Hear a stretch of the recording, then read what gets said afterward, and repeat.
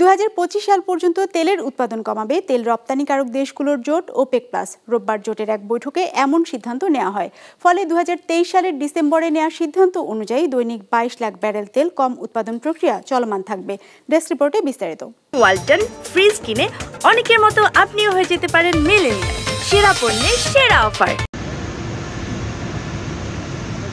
বিশ্ববাজারে জ্বালানি তেলের দরপতন ঠেকাতে 2022 সাল থেকে দফায় দফায় উৎপাদন কমানোর ঘোষণা দেয় ওপেক প্লাস।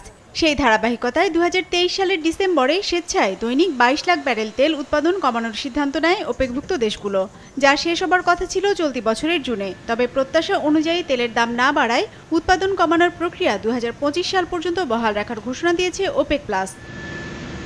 সিদ্ধান্ত অনুযায়ী 2025 সাল পর্যন্ত দৈনিক 36,60,000 ব্যারেল তেল কম উৎপাদন করবে ওপেক প্লাসভুক্ত দেশগুলো।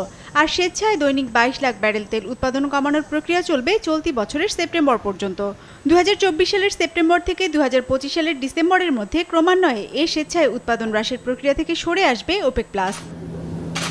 বর্তমানে দৈনিক 58,60,000 ব্যারেল তেল কম উৎপাদন করছে ওপেক প্লাসভুক্ত দেশগুলো, যা বৈশ্বিক মোট চাহিদার 5.7%। ওপেকের হিসেবে 2024 সালের দ্বিতীয়ার্ধে বিশ্ববাজারে ওপেক প্লাস ক্রুডের দৈনিক গড় চাহিদা দাঁড়াতে পারে 4,36,50,000 ব্যারেল।